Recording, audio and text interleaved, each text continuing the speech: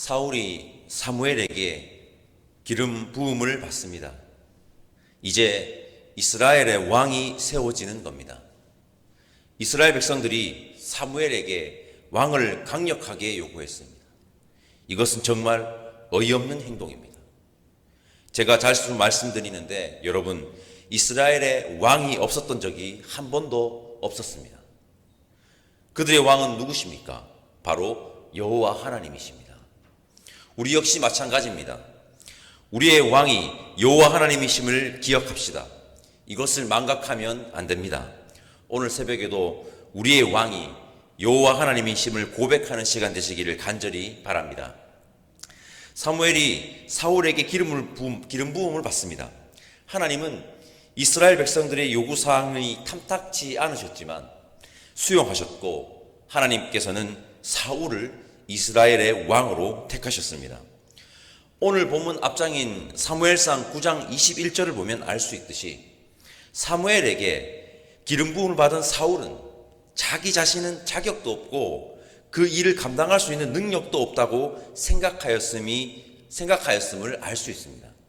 그래서 사울은 자신에게 처한 현실을 받아들일 수 없었던 것입니다. 이것은 어쩌면 지극히 당연한 반응인 것 같습니다. 하나님의 부르심 앞에 섰을 때 두렵고 떨리는 것이 정상 아닙니까? 그리고 뭐든지 처음은 힘듭니다. 개척자죠. 사울은 아무도 걸어보지 않았던 이스라엘의 초대 왕이 되는 겁니다. 아마도 겁도 나고 두려운 마음이 커서 하나님의 부르심에 선뜻 순종하지 못했던 것 같습니다. 이것은 지극히 개인적인 평가일 수 있는데 사울의 첫 모습 꽤 괜찮았습니다. 그러나 우리는 사울의 전 인생을 이미 알고 있기에 안타깝습니다. 사울이 하나님의 부르심에 두렵고 떨리는 마음으로 나아갔던 그 첫 모습과 첫 마음을 잃지 않았다면 어땠을까 하는 안타까움이 있습니다. 그렇게 두려운 마음이 너무 커 하나님의 부르심을 선뜻 받아들일 수 없었던 사울을 위해서 하나님은 세 가지 징조를 준비해 주십니다. 사무엘은 사울에게 세 가지 징조를 경험하게 될 것이라고 말하였고, 사울은 사무엘이 말해준 대로 이 세 가지 징조를 경험하게 되죠. 저는 사울이 하나님의 부르심 앞에 두려워할 때 사울이 마주한 세 가지 징조를 통해 사울과 우리에게 전해주는 메시지를 발견하였습니다. 세 가지 징조의 첫 번째는 라헬의 묘실에서 두 사람을 만나는 것이고, 두 번째는 하나님께 제사를 올려드리는 것이고, 제사를 올려드리려고 베들로 올라가는 세 사람을 만나는 것입니다.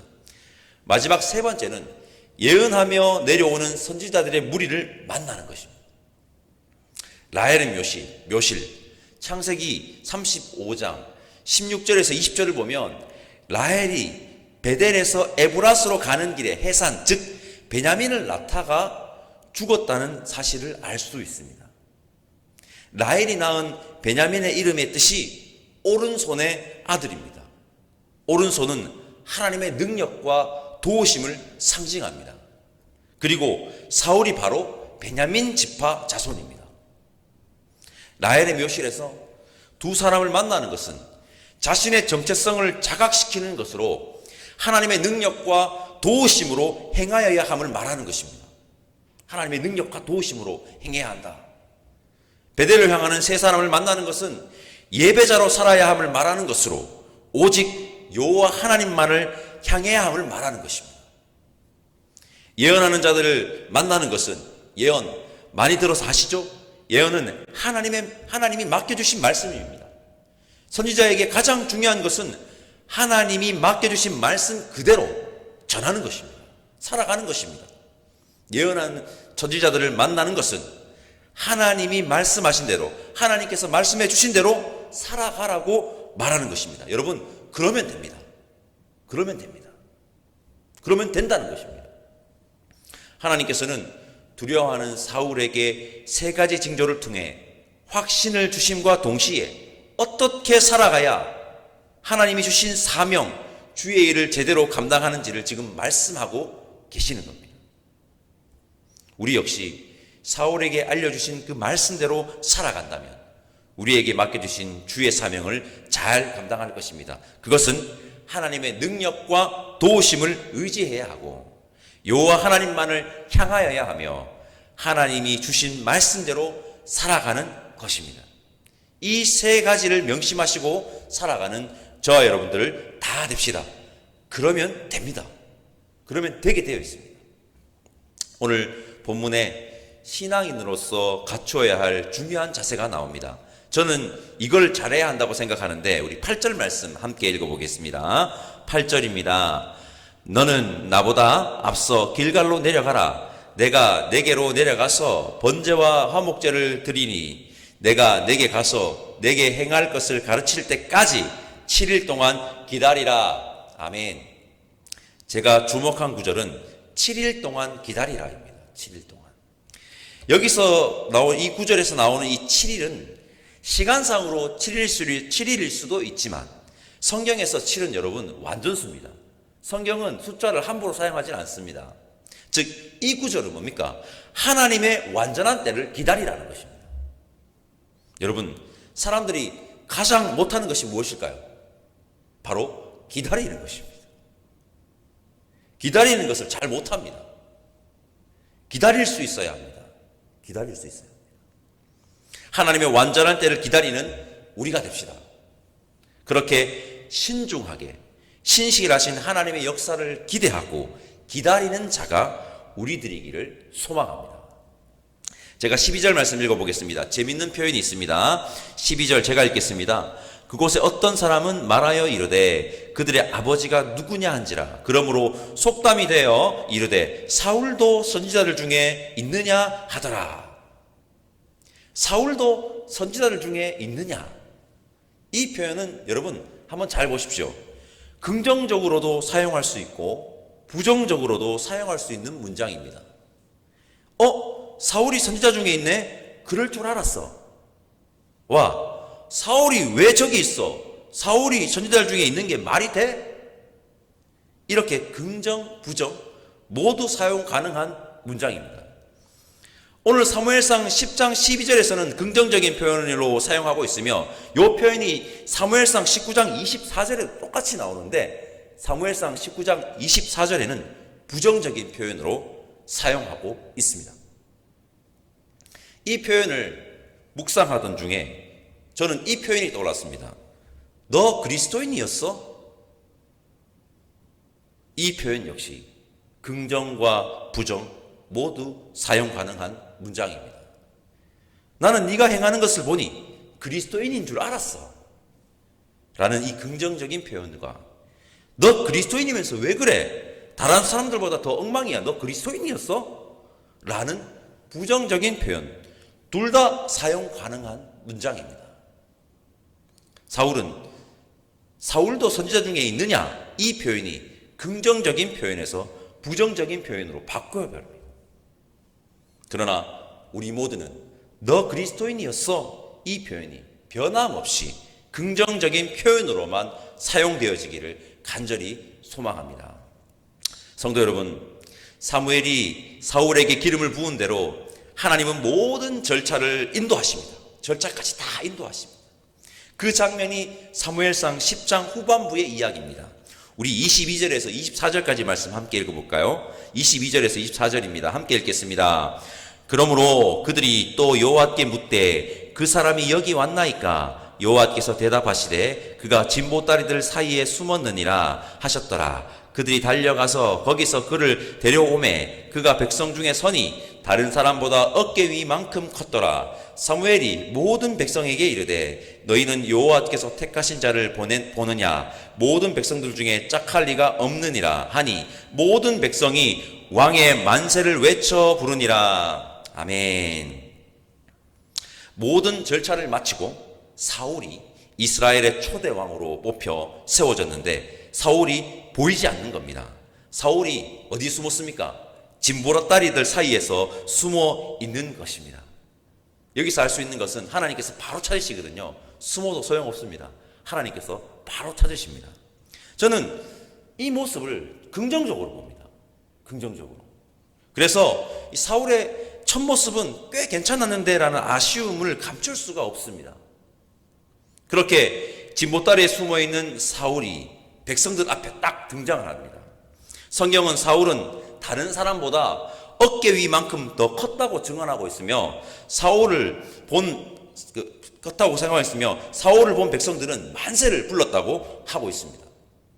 저는 이런 생각을 해보았습니다. 만약에 사울이 기골이 장대하지 않았다면 이스라엘 백성들을 어떻게 반응했을까?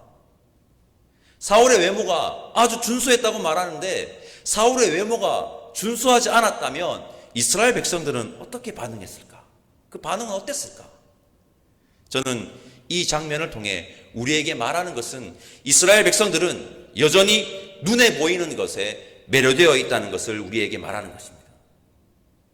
이것은 문제입니다. 이스라엘 백성들은 왕이 있음에도 불구하고 자신들의 눈에 자신들이 눈에 보기에 좋은 왕을 달라고 요구하였습니다. 그러나 여러분, 우리 그리스도인은 눈에 보이는 것이 아니라 뭡니까? 눈에 보이지 않는 것을 볼 수 있어야 합니다. 바로 여호와 하나님이시며 하나님의 역사, 즉 하나님의 일하심입니다.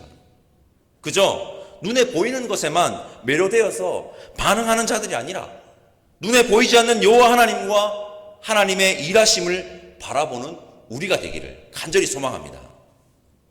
끝으로 한 가지 더 말씀드리겠습니다. 27절을 보면요, 불량배라는 표현이 나옵니다. 우리가 알고 있는 그런 불량배를 말하는 것은 아니고 오늘 본문이 어떤 사람들이 불량배라고 말하고 있느냐, 하나님의 뜻을 거부하는 자들을 불량배라고 한다는 것을 여러분 기억하면 좋겠습니다. 오늘 말씀은 정확하게 그렇게 얘기합니다. 우리는 하나님의 뜻을 거부하는 자가 아니라 하나님의 뜻에 순종하는 자 되기를 소망합니다. 사울은 참 성경에 나오는 인물 중에 참 안타까운 인물 중 한 사람입니다. 첫 모습과 첫 마음은 꽤 괜찮았습니다. 우리는 첫 모습과 첫 마음을 잃어버리지 맙시다. 그렇게 일평생 두렵고 떨림으로 하나님의 능력과 도우심으로 하나님만을 향하여 하나님의 말씀대로 살아가는 우리가 되기를 바랍니다. 사람들이 제일 못하는 것이 있는데 기다리는 것입니다. 우리 모두는 하나님의 완전한 때를 기다릴 줄 아는 신중하게 신실하신 하나님의 역사를 기대하고 기다리는 자 되기를 소망합니다. 눈에 보이는 것에만 매료되어 바라보는 자들이 아니라 눈에 보이지 않는 하나님과 하나님의 역사, 일하심을 바라볼 줄 아는 그리스도인 되기를 바랍니다. 그리고 하나님의 뜻을 거부하는 자들이 아니라 하나님의 뜻에 순종하는 그리스도인 되시기를 바랍니다. 그렇게 하나님 앞에 서는 그날까지 변함없이 그리스도인으로 살아내는 우리 모두가 되기를 간절히 소망합니다. 기도하겠습니다. 사랑의 하나님, 오늘도 이렇게 하나님 말씀 앞에 믿음의 형제 자매들이 함께 섰습니다. 오늘 우리는 사울이 하나님의 부르심 앞에 세워지는 모습을 보았습니다. 우리 모두는 하나님을 만난 첫 모습과 첫 마음을 간직하고 끝까지 하나님이 부르시는 그날까지 주님 보시기에 합당한 그리스도인으로 겸손히 살아가기를 소망하오니 성령 하나님 인도하여 주옵소서. 감사드리며 예수님의 이름으로 기도드립니다. 아멘.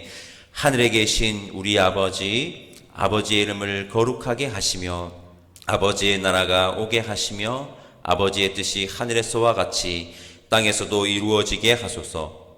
오늘 우리에게 일용할 양식을 주시고 우리가 우리에게 잘못한 사람을 용서하여 준 것 같이 우리 죄를 용서하여 주시고 우리를 시험에 빠지지 않게 하시고 악에서 구하소서. 나라와 권능과 영광이 영원히 아버지의 것입니다.